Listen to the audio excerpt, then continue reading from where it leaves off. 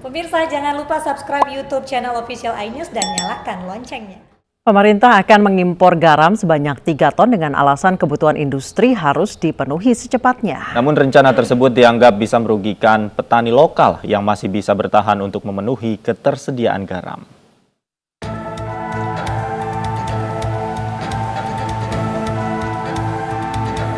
Pemerintah memastikan akan mengimpor garam sebesar 3,07 juta ton di tahun ini.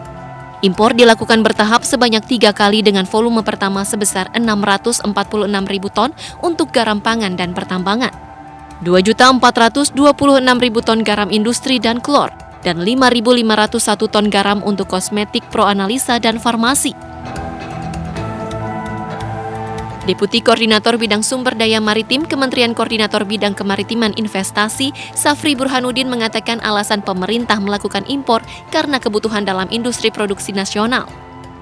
Produksi nasional hanya mencapai 2,1 juta ton, sedangkan kebutuhan nasional baik dalam bentuk konsumsi maupun listrik sebesar 4,67 juta ton.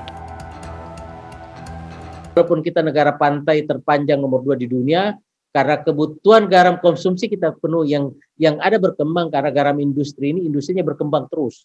Industri berkembang terus, kebutuhan garamnya meningkat. Kebutuhan garam meningkat, ruang kita terbatas, maka kita harus mau atau tidak mau ada beberapa poin kita harus impor.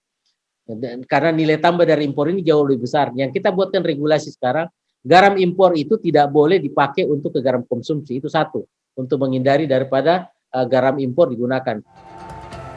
Sementara anggota Komisi 4 DPR Andi Akmal Masrudin menyatakan apabila pemerintah impor garam akan merugikan petani lokal yang masih bisa bertahan untuk memenuhi ketersediaan garam.